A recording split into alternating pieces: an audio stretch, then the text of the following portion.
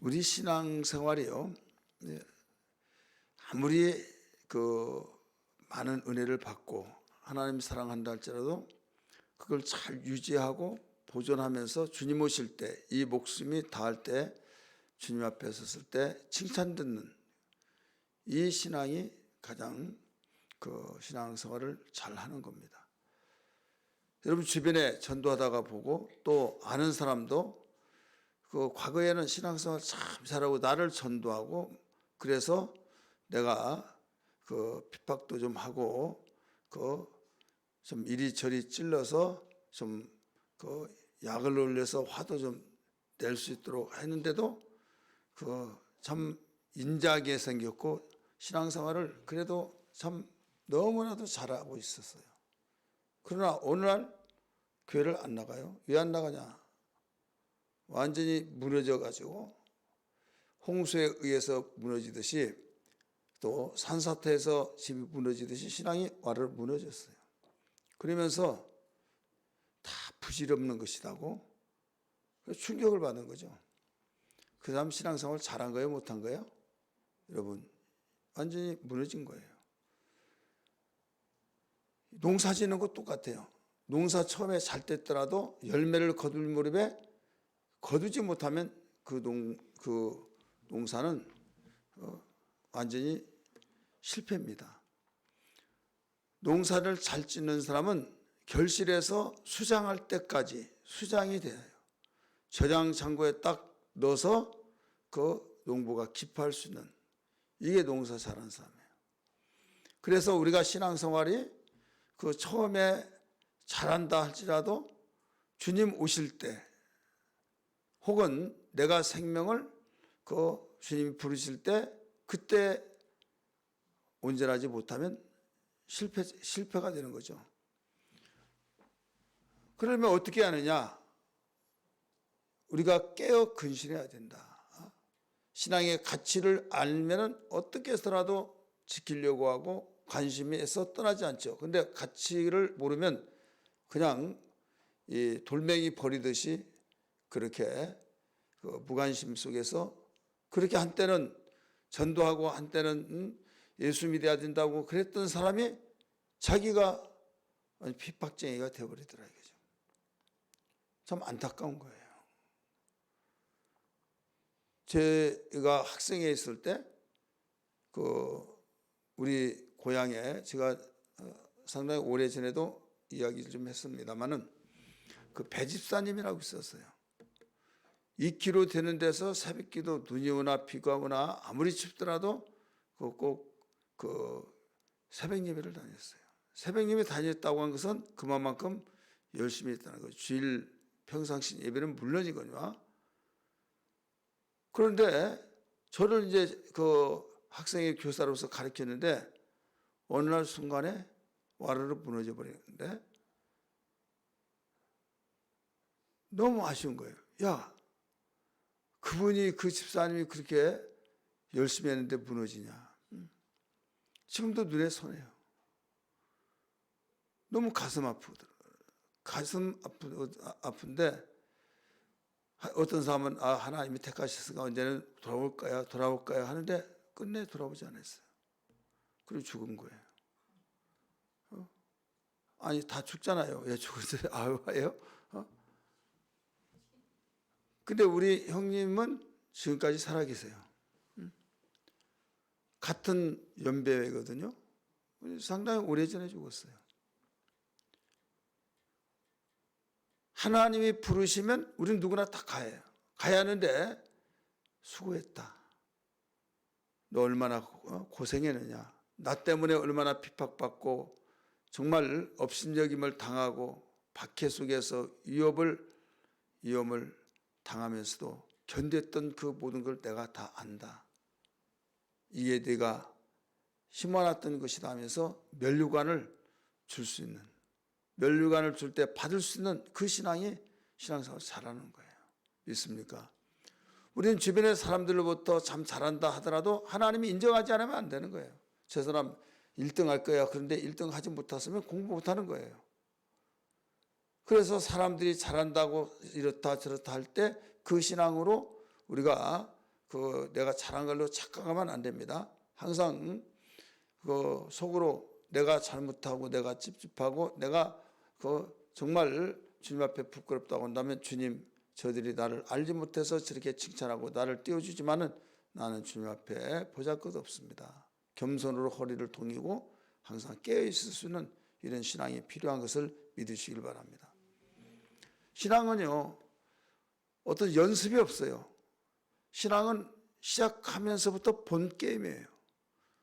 그래서 전쟁과 같은 게임이기 때문에 일반 게임은 재밌다 하고 다음에 또 하자 하지만은 신앙은 그렇잖아요.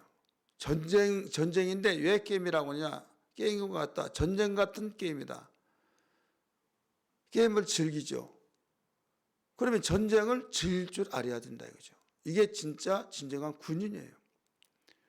전쟁 나면 어떻게 할까 막 하면서 그러면 아예 옷을 벗고 직업 군인 하지 말아야 말입니다. 제가 군대 생활에 있을 때 나는 4중대, 옆에는 3중대인데 3중대 중대장이 우리한테 이런 말을 해요. 전쟁은 없어야겠지만 전쟁이 없으니까 우리는 재미가 없다. 그러는 거예요. 전쟁은 없어야겠지만 전쟁이 없으니까 이건 재미가 없다. 왜? 논산에서 근무했는데요. 이 논산의 후방이잖아요. 후방에서 이 중대장이 그냥 거기는 매일매일 작업하고 노가다 같이 막 땅 파고 나무 심고 이런 것들을 많이 해요. 그러니까 군인이 이게 하는 것이 뭐냐 이거죠. 군인이 전쟁이라면 싸우고 군인이 전쟁이라면 최고의 끝발좋고 최고의 바로 자기들의 세상이다 이거죠. 비상사태로 들어가서 이 대대장이 그 지역에 군수 좀 된다는 거예요. 군수. 편제가 그렇게 돼버린 거예요. 그러니까 그만큼 이 군인은 군인다워야 되는데 그냥 일반 노가다에서 일하는 사람처럼 그렇게 되니 재미가 없다 이거죠. 그렇다고 해서 전쟁이 일어나기를 학수 고대 기다는 건 아니지만은 이게 군인이 할 짓인가 이런 생각이 들면서 이제 이야기하는데 언뜻 들으면 야, 저 사람 미친 거 아니야? 하겠지만은 그 말을 무슨 의도에서 했다는 것을 저는 알기 때문에 그렇다. 군인으로 전쟁에 나면 나라와 국민의 재산 목숨을 지키고 나라를 지키기 위해서 그가 장교가 되었고 그런데 막상 장교가 되어 보니 전쟁이 일어나지 않으니까 해야 할 일은 해야겠지만은 자기들이 하는 것과 동떨어진 생활을 하니까 재미가 없던 거예요. 여러분 싸우는데 전쟁에서 재미를 느끼는 사람이 어디 있습니까? 그러나 군인다운 군인 정말 군인 의식을 갖는 사람은요 그 모든 것을 재미로 사명을 감당한다 이거죠. 여러분 우리가 신앙생활에서 영적 싸움이라고 말하잖아요. 마귀와 싸울 때 지겨워 그러면 우리는 언제 길게 나가면요 나중에 지루해서 주저앉을 수밖에 없는 거예요. 감사함으로써 그 영적 전쟁을 즐길 줄 알아야 해요. 즐기면요 끝까지 나가는 겁니다. 믿으시길 바랍니다. 끝까지 나가기 때문에 신앙을 지키는 거예요. 힘들지라도 총알이 머리 위로 날아다닌다 할지라도 정말 위험 속에 있을지라도 그것을 보람을 느끼면서 즐길 줄 아는 그 사람은 반드시 마음이 흐트러지지 않고 군인다운 자세를 지키듯이 우리 영적 성도로서의 모든 고통도 고난도 위험도 모든 걸 다 지켜나갈 수 있어요. 그렇기 때문에 바울은 항상 기뻐하라, 범사에 감사하라, 쉬지 말고 기도하라 이런 말씀들을 가르쳐 준 거예요. 왜? 항상 기뻐해야만 긍정적인 생활을 할 수 있고 또 범사에 감사할 때 이 긍정적인 사고를 계속 유지할 수 있고 아무리 유지한다 할지라도 지쳐버리면 끝나잖아요. 그래서 지치지 않도록 보충해 줄 수 있는 기도가 필요하다 이거죠. 그래서 쉬지 말고 기도하라. 이것을 일러주신 거예요. 오늘 본문에 나오는 욥은 아브라함 시대에 있는 사람입니다. 아브라함 시대. 아브라함이 주전 예수님 오시기 전 2000년 전 사람이에요. 아브라함은 갈대아 우르에서 하나님 불러서 왔지만은 이 사람은 이 욥은 우스 땅에 사는 사람인데 우스 땅에서 가장 큰 자라. 우리 지금 이 개정판에서는 훌륭한 자라 이렇게 말이 나오죠. 그 어떤 재산을 가지고 있었는가 하면 그 가족 그 상황은 아들 7, 딸 3, 맞죠? 그 다음에 소가 500개래, 500개니까 암수 500개니까 1000마리예요. 그 다음에 낙타가 500개래, 양이 3000마리. 동방에서 가장 큰 부자다라고 말씀하고 있어요. 그런데 이 부자는 그 여러 그 사람마다 다르지만 대부분 그 거만한 사람들이 많이 있죠. 근데 이는 굉장히 겸손해요. 겸손하고 하나님을 경외하고 그 하나님을 보는 것처럼 확신 있게 신앙생활을 했던 사람이에요. 돈이 돈을 번다 이런 말이 있잖아요. 그렇게 많은 그 이 소유물들이 있기 때문에 양이 3000마리니까 반절만 새끼 난다 할지라도 그 1년에 2번 나거든요. 그러면 금방 기하급수로 막 번성해지잖아요. 소도 마찬가지고 낙타도요. 종도 심히 많았다라고 말했어요. 근데 그렇게 행복했던 그 상황이 어느 순간에 쑥대밭이 되어버린 거예요. 종들이 보고를 합니다. 주인님이 큰일 났습니다. 왜 그러냐? 저 도적대가 와가지고 주인의 모든 양떼를 도둑해 갔나이다. 답답하죠. 놀랬죠. 그런데 그 말이 시작하시기도 전에 이야기가 끝나기도 전에 또 다른 종이 와서 주인님이 큰일 났습니다. 아만 사람이 와가지고 그 완전히 그 칼을 가지고 다 그 우리 종들을 죽이고 나만 쫓아와서 지금 보고합니다.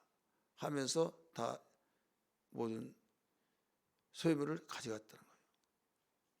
그 말이 또 끝나기도 전에 큰일 났습니다. 보고하는 거예요. 하늘에서 그 우박이 떨어져서 이렇게 모든 것을 다 잃어버렸습니다. 그러니까 정신없이 그 악재들만 계속 보고가 되어지고 이제 거기에서 뭐까지 그러냐면 아들, 딸이 생일이 되었는데 생일날 이제 거기에서 서로 파티를 하고 그래서 파티하면 혹이 죄를 짓고 또 여러 가지 행실이 잘못될까 봐 항상 그 끝나고 나면 거기에 성결의식을 해요. 제사를 지내면서 그 한마디로 회개운동을 한다 이거죠. 이렇게 하는데 이 생일 파티를 하다가 이 목조건물이 했던 모양이에요. 그 기둥이 태풍에 의해서 완전히 강력하게 기둥을 때리니까 압사돼서 죽어버린 거예요. 아들 7, 딸 3명이 다 죽은 거예요. 여러분 지금 이런 거덕거덕 계속 꼬리를 물면서 좋지 않는 일만 계속 일어난다 이거죠. 이때에 욥의 자세는 욥의 마음은 어땠을까요? 어땠냐 이거죠. 그래서 욥은 그런 소식을 듣고 너무나 괴로웠을까요? 감사했을까요? 예? 성경을 안 읽고 있습니다. 오늘 우리 같이 읽었잖아요. 예? 괴로웠어요? 감사했어요? 오늘 오시기 참 잘했어요. 확실하게 알고 가야죠. 따라서 너무나 괴로웠다. 어디에 괴롭다고 나왔습니까? 머리털을 밀었다고 그랬어요. 괴로운 거예요. 이게 사람의 감정이 있고 사람의 인격적인 존재이기 때문에 너무 괴로운 거예요. 너무 괴로워서 오늘 20절의 말씀 보니까 욥이 일어나 겉옷을 찢고 머리털을 밀고 땅에 엎드려 말았죠. 괴롭기는 괴로운데 그것을 이기기 위해서 땅에 엎드려서 하나님께 예배했다, 이렇게 나오죠. 예배하였다. 여러분, 세상의 사람들이 너무 괴로웠을 때 한숨을 푹푹 쉬면서 그가 어떻게 행동이 나타나는 것은 다 각각 다르죠. 원망하고, 아니면 어떤 사람은 알코올로 자기 그 모든 힘든 걸 이기려고 하고, 어떤 사람은 그 씩씩거리면서 분이 식지 않아서 가만둬두지 않겠다고 막 원인 제공 그가 했다고 사실을 안다고 한다면 이제 이를 박박 깔는 거죠. 그때 시대 사람이나 지금 시대 사람이나 인격체는 똑같아요. 욥이 좀 모자라서 그런 것이 아니라 욥도 분명히 우리와 성정이 똑같기 때문에 겉옷을 찢고 머리털을 밀고 너무 괴로워서 엎드려 지금 그 상황을 얼마나 힘들고 어려웠다는 것을 그대로 나타내주고 있잖아요. 근데 거기에서 하나님께 예배를 했다. 이것은 신앙의 무기를, 지금 내가 그 돈을 많이 쓰면 돈을 어떨 때 풀어서 사용할 수 있는 그런 적기가 언제인가, 이게 바로 굉장히 능력이 있는 것처럼, 지능이 있는 것처럼, 지금 어떤 유사시에 내가 무엇로 무기를 삼고 무엇로 어떻게 대처를 해야 하느냐, 이런 지혜가 필요한 것처럼 이 욥은 엎드려서 하나님께 더 원망하고 할 수 있을 정도로 되겠지만은 절대로 하나님을 원망치 않고 오히려 예배했다, 이렇게 나오잖아요.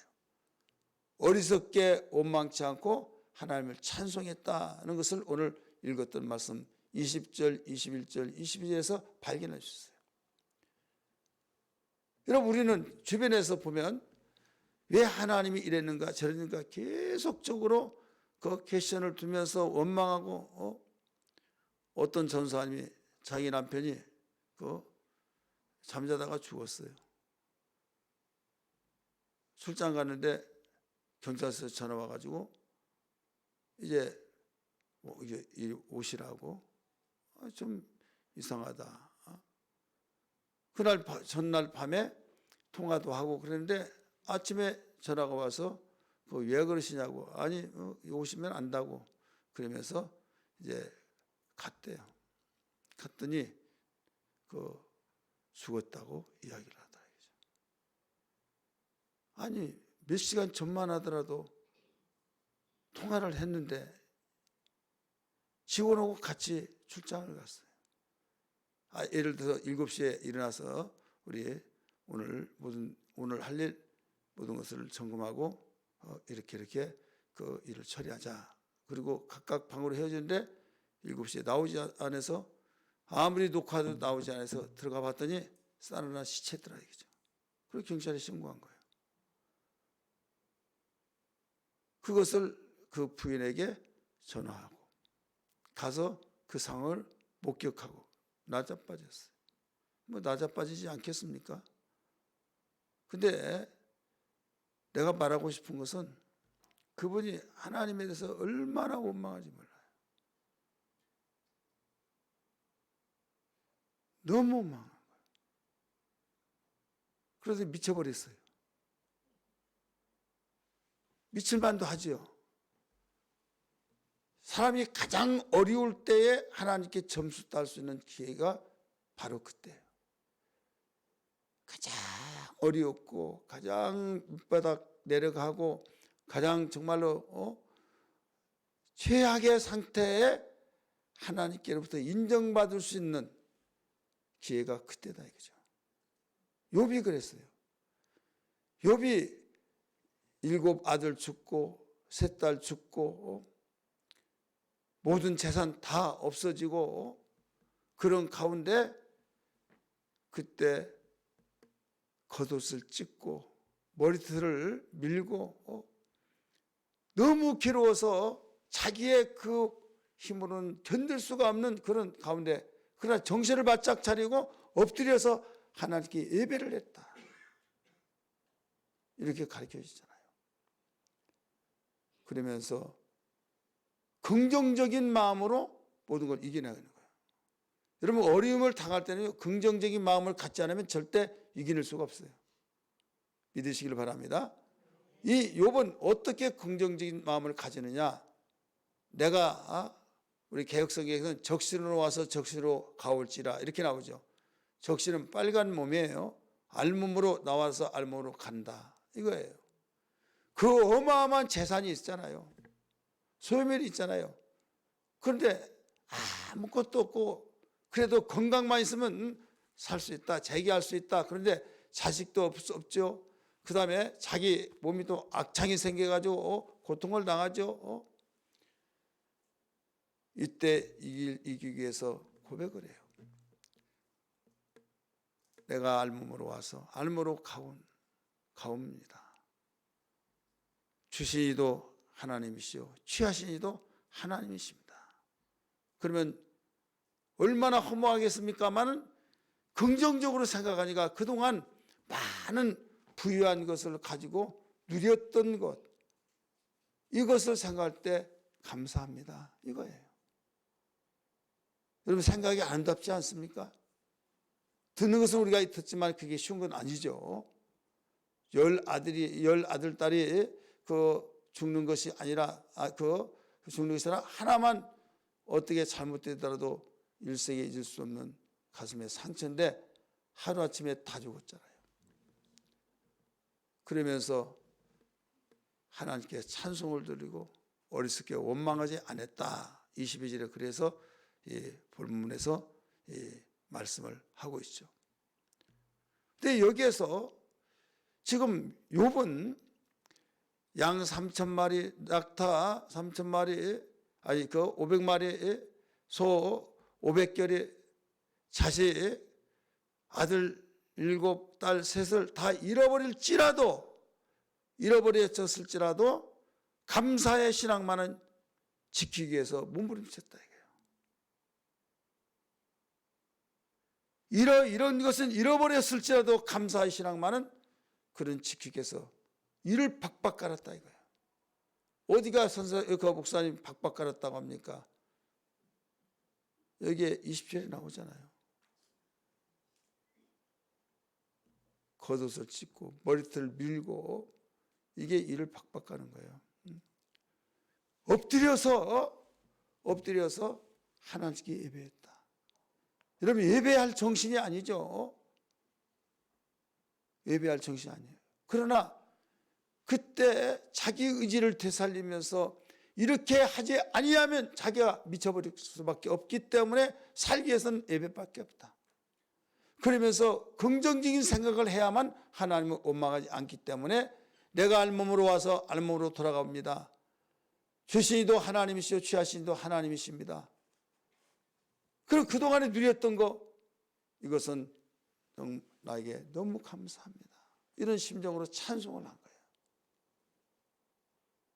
찬송이 저절로 나오겠습니까? 여러분, 행주를 짜죠. 그 물 다 나왔어요. 이제 안 나와요. 그런데 힘센 사람이요, 짜면 물도 나와야 안 나와요? 나오죠. 바로 그런 심정으로 감사를 억지로 이를 갈면서 하면서 감사신앙을 지켰다 이 말이에요. 믿으시길 바랍니다. 성경은 우리를 보여주는 거울이에요. 성경은 우리를 보여주는 거울이기 때문에 지금 욥이 이런 생활을 했다는 사실, 그가 모든 걸 다 잃어버렸을지라도 감사는 지켜야 된다. 감사신앙을 지켜야 된다. 이런 심정을 가지고 보여준 그 모습이 나는 어땠는가. 조그만한 생각만 내가 기분이 안 좋더라도 완전히 감사가 와르르 무너져 버리지는 않았는지. 내 소원은 이것인데 소원이 이루어지지 않고 있을 때 왜 그럴까 하다가 어떤 사소한 것도 단시간은 견뎌내요. 견뎌내 이것이 워낙 길어버리면 나중에는 실망이 되고 하나님도 싫고 교회도 싫고 모든 것이 싫어지는 이것이 우리의 방심해버리면 거기서 일어날 수가 없는 거예요. 이럴 때일수록 하나님 나에게 하나님 만날 수 있는 절호의 기회인 걸 믿습니다. 환난 속에서 부르시라고 말씀하셨듯이 하나님께 기도할 때입니다. 몸부림치고 또 고통 속에서 부르실 때 고통으로 인하여 들으셨다고 했던 것처럼 내가 질고 때문에 힘들 때 질고로 인하여 하나님께 부를 때 하나님이 들으셨다고 시편 107편에 가르쳐 주셨던 것처럼 오늘 우리는 무엇보다도 지금도 이 시대는 하나님께서 감사신앙을 지키기를 원하고 있다는 걸 알아야 될 줄 믿기 바랍니다. 감사신앙을 지키는 사람은 소망이 있는 거예요. 따라합시다. 감사신앙을 지키는 사람은 소망이 있다. 왜? 망하지 않기 때문에. 감사신앙을 지킨 사람은 절대 망한 것 같이 눈에 보였지만은 망하지 않는다. 그죠? 자, 욥이 망했어요, 안 망했어요? 우리가 가시적으로 볼 때, 눈에 보이는 것으로 볼 때 망했어요, 안 망했어요? 망했잖아요. 부인도 도망가 버렸어요. 막 소리 지르면서 하나님 원망하고 그랬으면 같이 원망하고 그러겠는데 감사하다고 하면서 예배드리고 그러고 있으니 너무 답답하다면서 야바 하면서 하나님 욕 좀 하고 한번 하지 왜 이런 일에서 감사가 뭐냐고 막 당신 정신 제대로 차리라고 막 하면서 나중에 말 듣지 않으니까 도망가 버린 거예요. 여러분 하나님은요 욥을 어떻게 평가했느냐? 사탄에게 자랑하고 싶은 심정을 가지고 자랑했어요. 따라합시다. 자랑하고 싶어서 자랑했다. 사탄이 1장에 보면 그 하나님 앞에 섭니다. 너는 어디 갔다 오느냐? 두루두루 돌아다니다가 왔습니다. 하나님의 아들들과 사단이 하나님 앞에 딱 섰어요. 그럴 때 너는 어디 갔다 오느냐? 두루두루 돌아다니다가 왔다고 그랬어요. 이때 하나님이 내 욥을 내가 사랑하는 욥이 나를 얼마나 경외하고 섬긴 거 너 아냐? 자세히 봤느냐? 자랑스럽게 자랑을 했다 이거예요. 그러니까 사단이 뭐라고 그랬어요? 하나님 괜히 하나님 경배하고 하나님 사랑하고 하나님께 잘하는 거 아십니까? 그가 동방에서 가장 부자고 하나님이 축복을 하셔서 그렇지 쫄딱 망하고 그러면 안 그럴 거래요. 그러니까 아니다. 그것 때문에 나를 사랑한 것이 아니라 그는 나를 알기 때문에 나를 사랑한 거야. 그런 말을 했어요. 아니에요. 그러면 네가 내 종 욥을 한번 네 마음대로 해봐라. 단 목숨만은 건드리지 말아라. 알았습니다. 해가지고 사단은 눈에 보이지 않지만은 그가 알았습니다 하고 난 뒤부터 이런 일이 일어난 거예요. 태풍에 의해서 압사되어서 10남매가 다 죽고 양이 죽고 우박이 떨어져서 죽고 이모 저모 다양하게 다 해서 폭망이 되어졌고 몸이 악창이 생겼고 부인 도망가 버렸고 이런 일들이 누가 볼 때 쫄딱 망한 것처럼 보였던 것이 누가 했다는 것을 여기서 가르쳐 주고 있어요? 사단이. 대신 목숨만은 손대지 마라 해서 목숨은 손대지 않았잖아요. 손대지 않는 대신에 그보다 더 힘든 악창이 생겨서 너무나도 가려워가지고 득득 기와장으로 긁은 거예요. 손으로는 해결책이 없어요. 고름이 나오면서 이걸 탈지면 같은 것으로 닦아낼 수 있는 그런 형편이 아니라 잿더미에 둥글둥글 둥글었다 성경은 그렇게 가르쳐주고 있어요. 그러니까 하나라도 성한 것이 없고 모든 것이 기대할 것이 하나도 없다 이거죠. 그런 가운데서도 정신을 차리면서 감사의 신앙을 지키기 위해서 몸부림치는 그 한 가지. 우리 다시 한번 따라서 합시다. 감사를 지키면 소망이 있다. 현재는 절망이고 망한 것까지 끝나버린 걸로 생각하지만은 반드시 소망이 있다 이거죠. 왜? 감사는 하나님의 뜻이요, 하나님의 뜻은 망하지 않기 때문입니다. 여러분 잘 아는 데살로니가전서 5장 18절의 말씀 보니까 뭐라고 그랬습니까? 범사에 감사라. 이는 그리스도 예수 안에서 너희를 향하신 하나님의 뭐라고 그랬어요? 뜻이니라.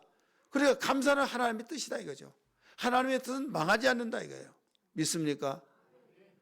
하나님의 뜻은 망하지 않기 때문에 하나님이 너 내 종은 욥은 얼마나 나를 사랑하고 나를 경외하지 않으냐 했을 때 물질 때문에 그렇고 잘 때여서 그렇고 하나님 축복하셨다고 하니까 하나님이 아니다. 그런 것 때문에 그런 것이 아니라 나를 알기 때문에 나를 사랑하고 나를 경외하고 있다라고 하면서 끝까지 모든 받은 축복 동방에서 가장 큰 부자가 되고 잘 되니까 그렇다고 하니까 그것 없어지면 다 제가 말한 대로 원망할 것입니다. 하나님 등질 것입니다. 아니다. 그럼 네가 한번 해봐라. 목숨만큼 손대지 말고 해서 이런 작전이 이런 사건이 일어났다 이거죠. 이미 말씀드렸지만은 자식을 잃어버렸다 할지라도 부인이 도망갔다 할지라도 또 모든 소유물이 죽고 또 다 도적을 맞고 그랬다 할지라도 감사만은 내가 지키겠다. 한번 따라서 합시다. 감사만은 지키겠다. 이런 신앙을 각오를 가졌다 이거죠. 여러분은 어떻습니까? 내가 어려웠을 때 정말 어떤 일이 있더라도 감사는 난 지키겠다. 그런 걸 한번 생각해 보셨습니까?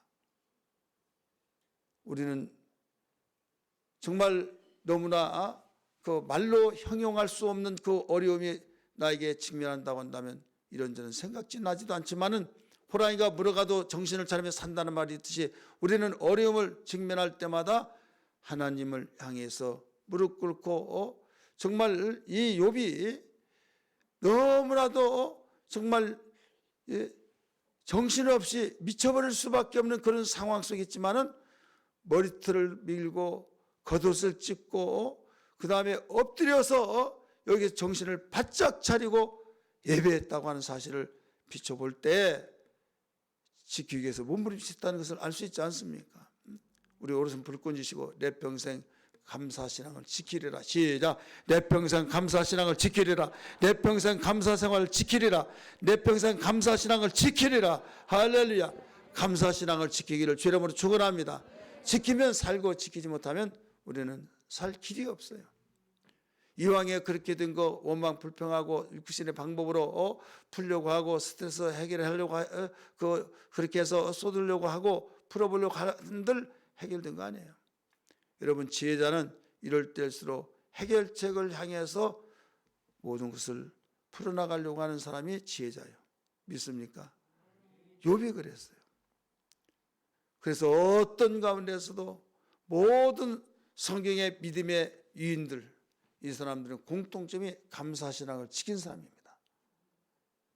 요셉도 지켰어요. 억울한 옥살이 속에서도 원망치 않냐고 지켜냈습니다. 할렐루야. 다니엘 그 지켜냈습니다. 세 친구도 지켜냈습니다. 바울도 지켜냈습니다. 그래서 누구보다도 원망하면 원망이 더 많이 할 수 있었는데도 불구하고 오히려 범사에 감사하라. 그리고 주 안에서 항상 기뻐하라. 빌립보서는요 기쁨의 서신입니다. 신구약 66권에서 가장 기쁨에 대한 강조를 하고 있는 것이 빌립보서예요. 근데 정작 자신은 가장 고통스러운 감옥 속에서 그 서신을 쓴 거예요. 이것을 보면요 좋은 일, 좋은 환경, 정말 길이 활짝 열리고 양탄자 깔아놓고 거리고 그럴 때 감사가 나온 것이 아니라 기뻐한 것이 아니라 하나님 알 때 하나님께로부터 나오는 귀한 은혜의 선물을 받을 때만이 감사가 나오고 기뻐할 수 있고 평안이 주어질 수 있다는 걸 믿기 바랍니다. 하나님께로부터 나올 때. 그래서 나를 믿는 자는 배에서 샘물이 솟아나리라. 기쁨의 샘이 솟아나고 평안의 샘이 솟아나고 또 우리는 행복의 샘이 솟아나고 능력의 샘이 솟아나고 계속적으로 모두 마르지 않는 샘이 솟아난다는 사실을 비출 때 예수 잘 믿을수록 거기에 비례해서 행복하고 축복인 걸 믿기 바랍니다. 그런데 교회를 수십 년 동안 다니더라도 예수 잘 믿는 것이 축복이다, 예수 잘 믿는 그것보다 더 큰 축복이 없다, 그런 말을 하는 사람을 소리를 듣고 난 도저히 아무리 생각해도 그 말 이해가 안 돼, 이해 안 돼, 이런 사람이 있어요. 아직 신앙이 성숙하지 못해서 그래요. 생활 속에 부딪히고 어려움 속에 부딪히면요, 예수 잘 믿는 것만이 가장 큰 축복이라는 것을 알 수 있는 거예요. 왜 그런지 아십니까? 하나님이 나를 사랑하시고 부모도 나를 버리고 나의 절친도 형제들도 버린다 할지라도 하나님 버리지 않고 나를 찾아주시고 감싸주시고 이루하시고 격려해 주시고 이끌으시고 결국은 하나님이 이전보다 더 좋은 역전시켜서 간증거리를 해주시면서 귀로만 들었던 하나님을 몸소 체험할 수 있는 기회가 되게 하신 것을 알게 될 때 가슴속에 심어져 버린 겁니다. 이론이 아니라 노고스의 말씀으로 암속에서 하는 것이 아니라 가슴속에 심어지는 경험이 되어지는 그런 삶이 되기 때문에 예수 잘 믿는 것이 복이다, 예수 잘 믿는 것이 복이다, 이게 바로 실제로 누가 뭐라 한다 할지라도 진실한 고백이 된다는 것을 알아야만 됩니다. 믿습니까?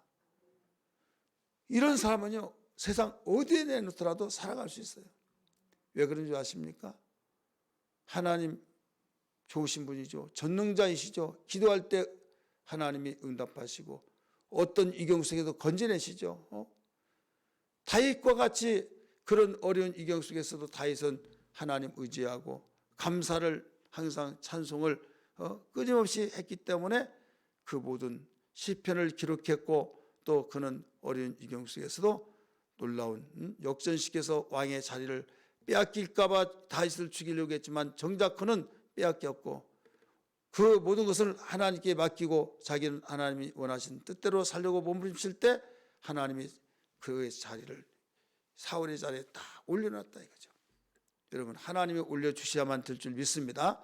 여러분, 환경의 변화가 있기를 원하고 내가 소원대로 되어지기를 원하고 이것은 다 우리가 다 작은 것에부터 큰 것까지 비전을 가지고 나가는 건 좋으나 내가 해서 안 된다고 해서 실망하지 마세요.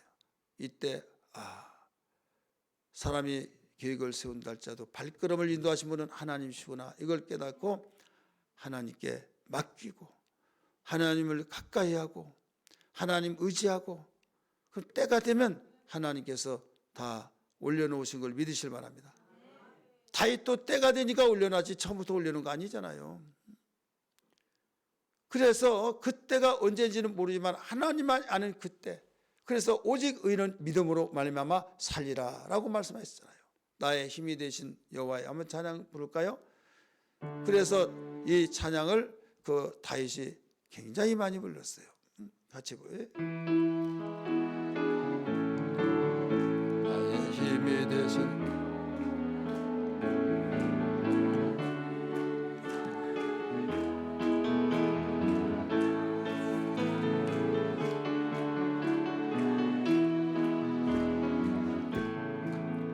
그는 나를 건지시는 나의 주 나의 하나님, 나의 피할 바이시요 나의 방패시라, 나의 하나님 나의 하나님, 구원의 뿌리시요 나의 산성이라, 나의 하나님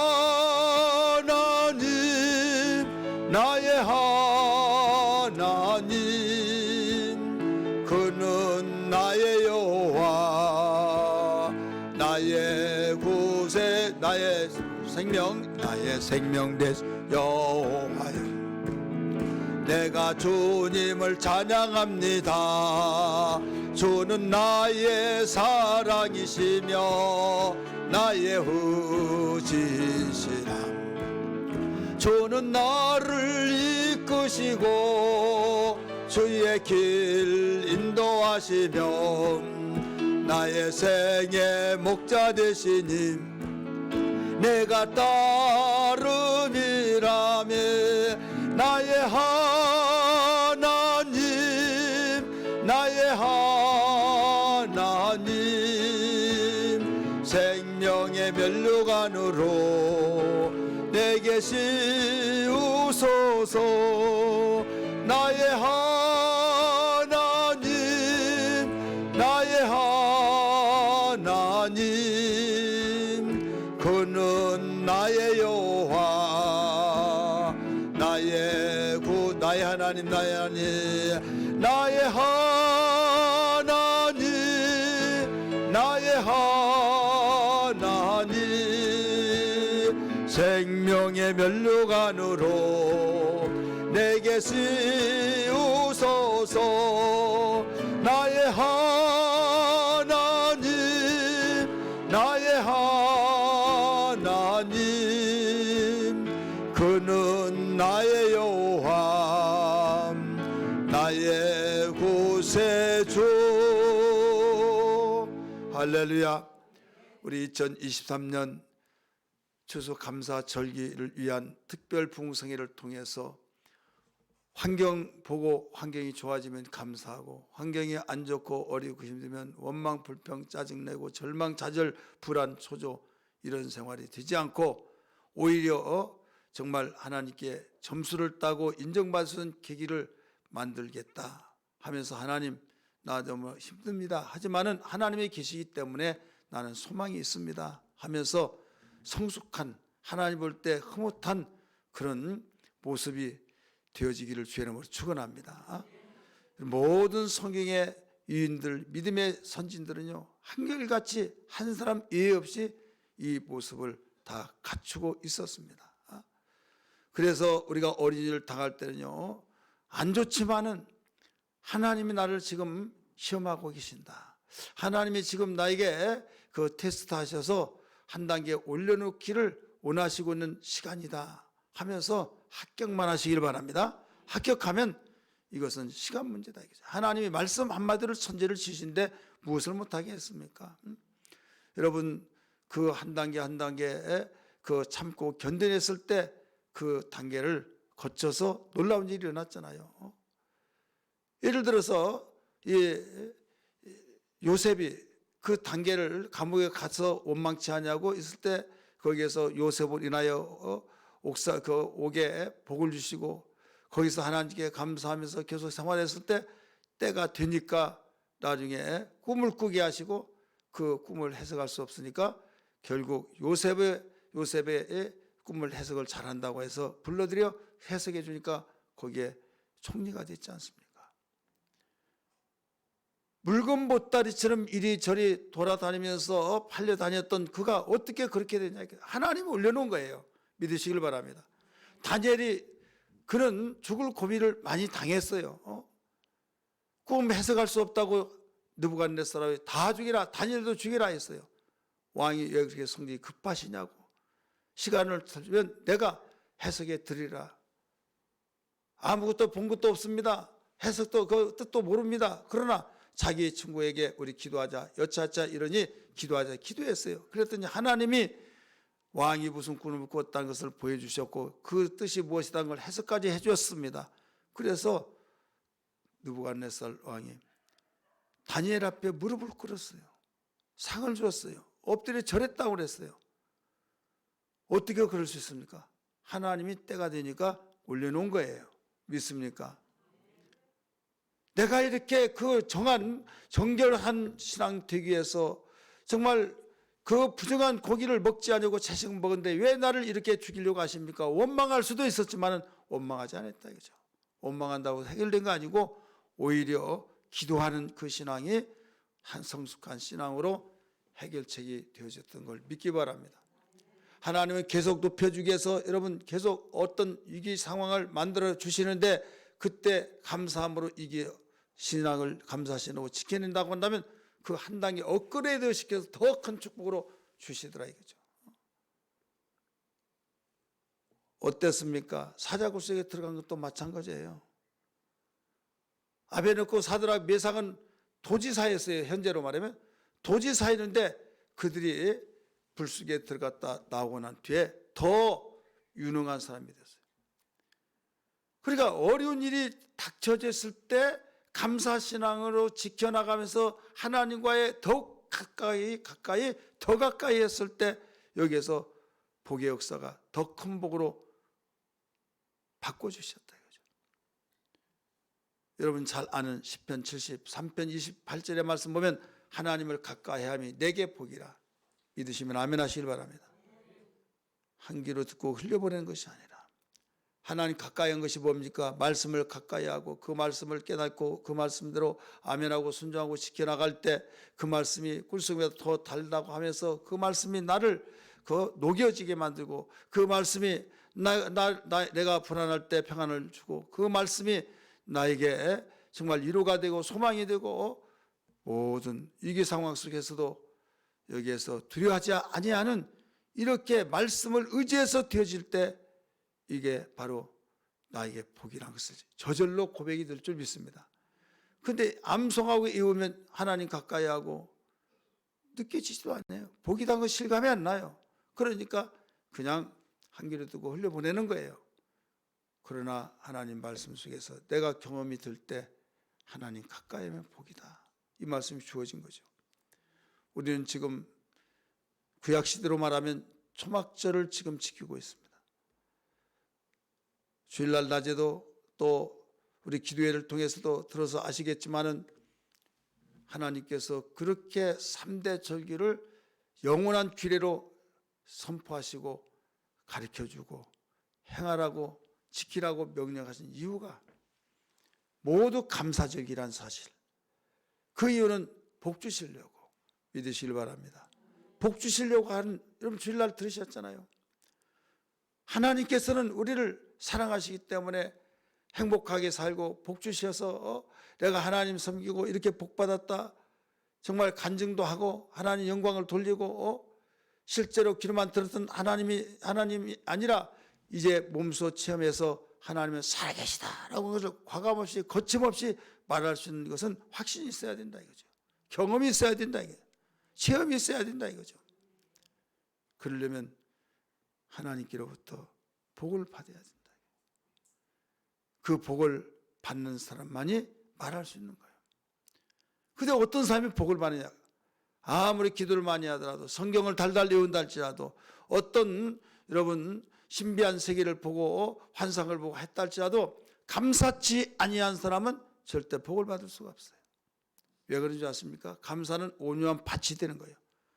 똑같은 씨가 있는데 어떤 밭에 떨어지냐에 따라서 결실을 하듯이 좋은 땅이 떨어질 때 30배, 60배, 100배 결실을 맺는 것처럼 여러분 오직 우리의 심령밭이 겸손의 밭이 되어서 아멘 아멘 할 때 자라난 거예요.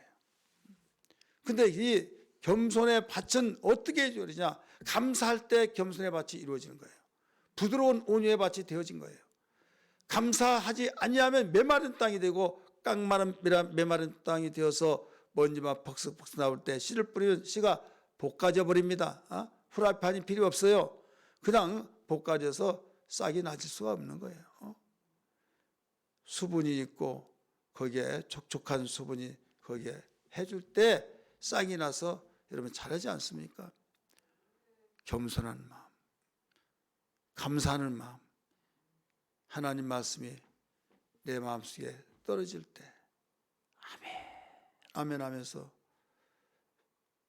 어떤 가운데서도 그 가물어질 때 아침에 촉촉한 이슬이 많이 내리면 그 이슬의 힘으로 싹이 나요. 하나님이 가뭄을 줄 때는요 이슬도 내지 않는다고 그랬어요. 이슬도 없다. 안개도 없다. 그래서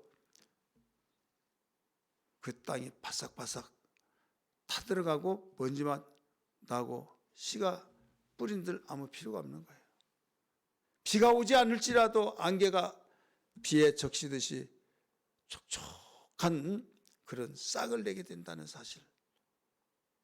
그래서 감사는 이렇게 중요한 겁니다.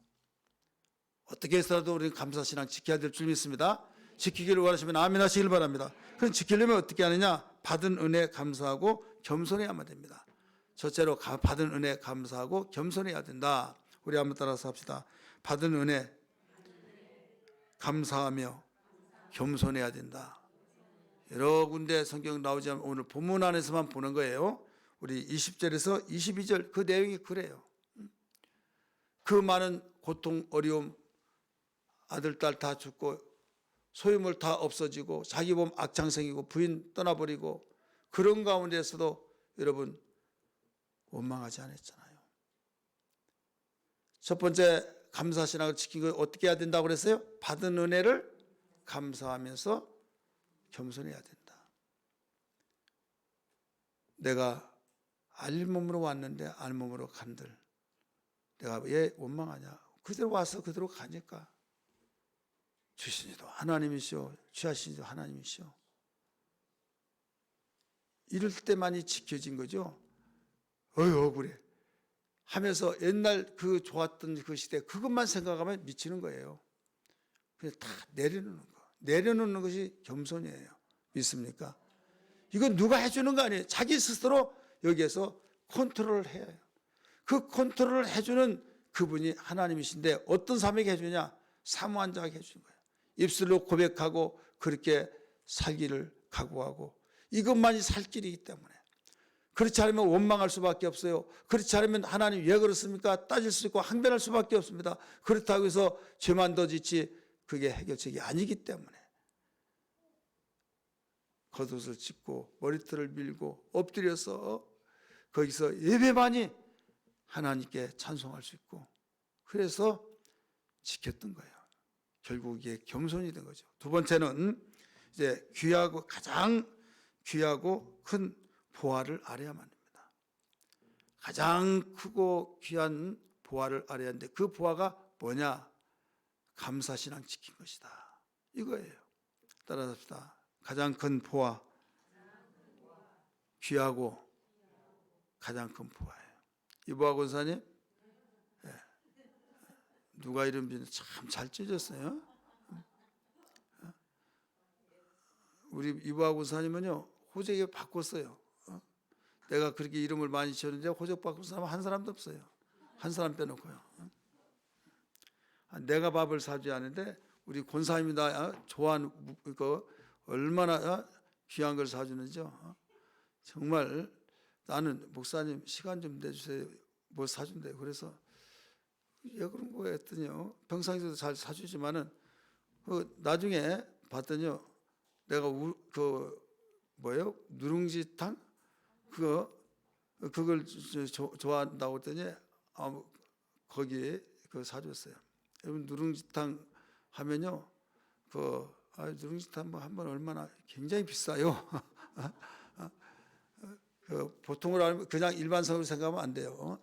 여러분 누룽지탕 사주려면 말씀해 주세요. 제가 감사히 대접을 받겠습니다. 이제 누룽지탕 아무래도 많이 먹을 것 같은데.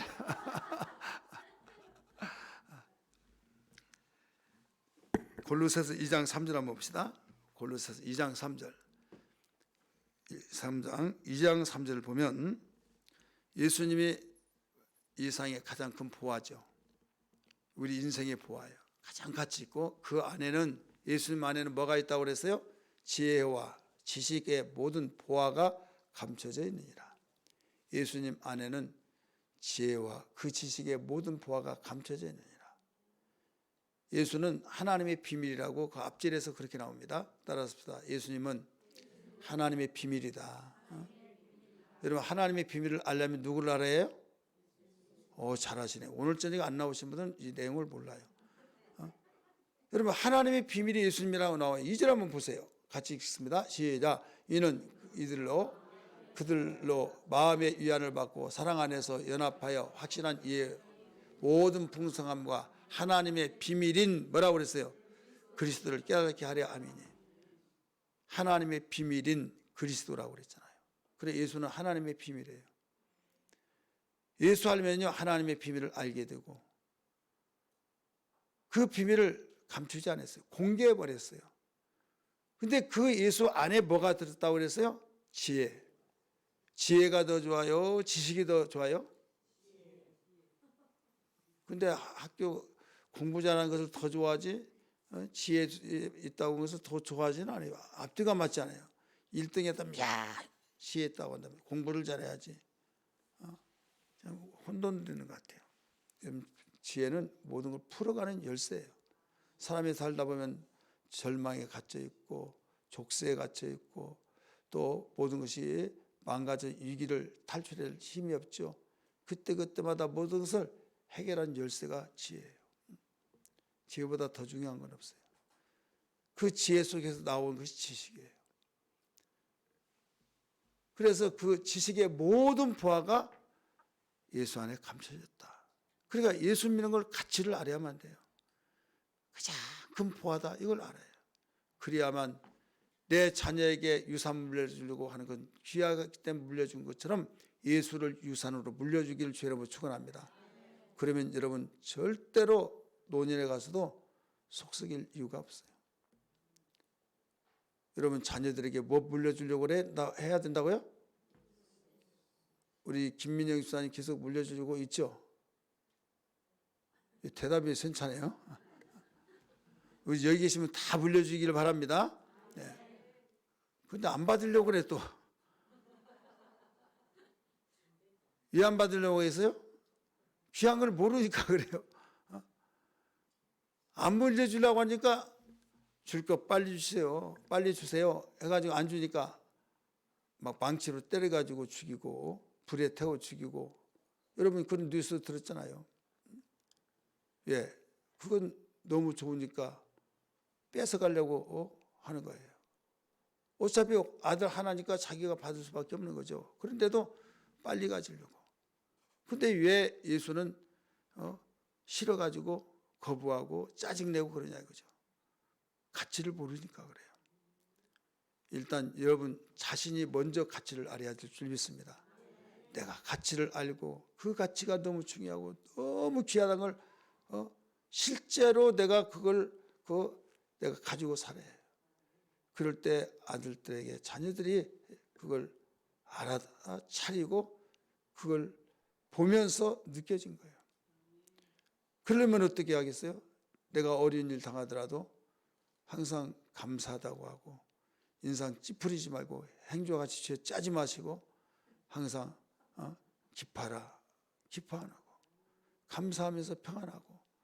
그러니까 우리 어머니는 우리 아버지는 정말 이런 어려운 가운데서도 절대로 행복하는 모습을만 봤다. 그래서 어떻게 그러냐고 물어봤더니 내 안에 예수님이 계신단다. 나는 그래서 그런다.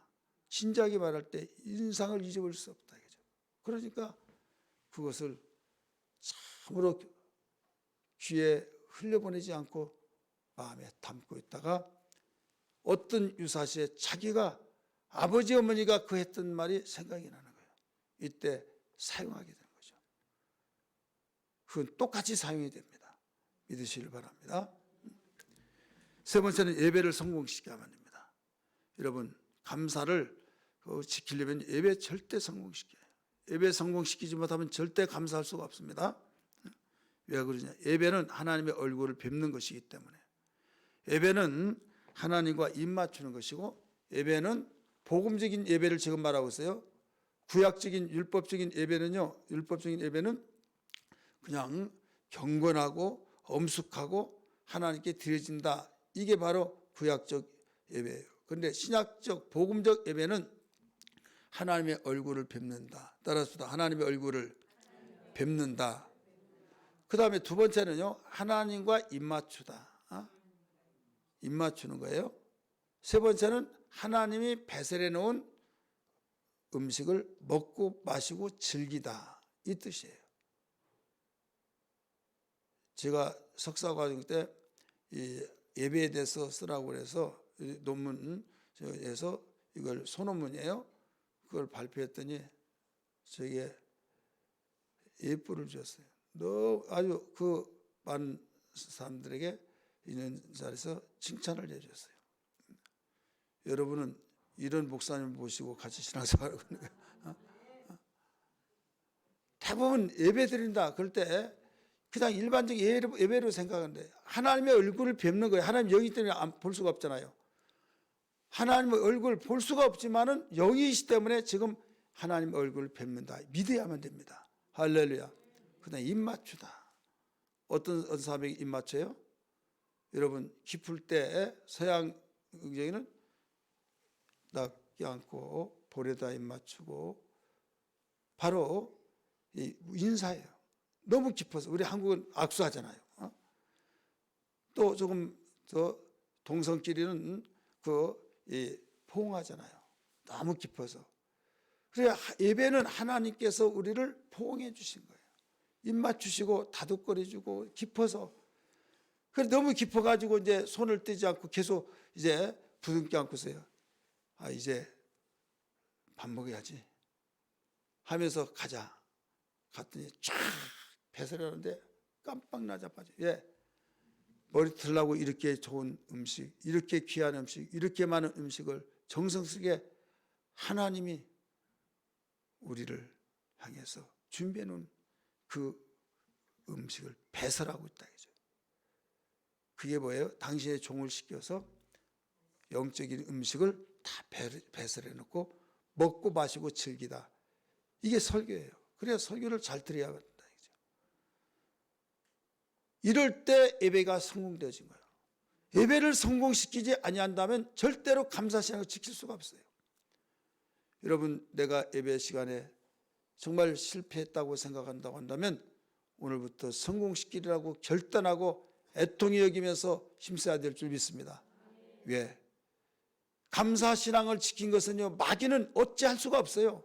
결국 사탄이 하나님 욥이 그렇게 잘 사니까 그랬죠 했는데 하나님께서 그 사탄의 말대로 목숨만 건들지 말고 다 해봐라 해서 다 했는데 끝까지 감사 지켰어요 안 지켰어요?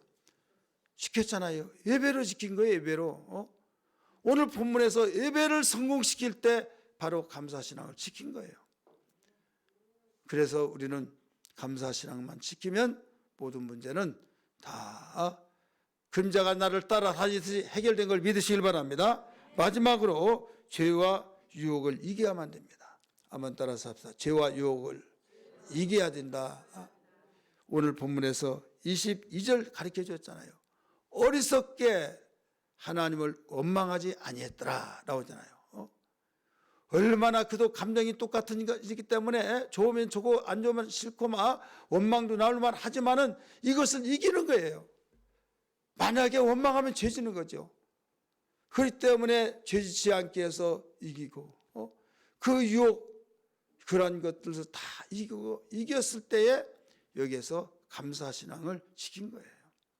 여러분 여기에 욥은 사람의 생명 자기 자식을 잃어버리고 소유물을 잃어버리고 자기의 건강을 잃어버리고 부인을 잃어버리고 그렇게 해서 정말 원망이 나올 수도 있고 여러 가지 그 경로를 통해서 각각 그 모습이 달라요.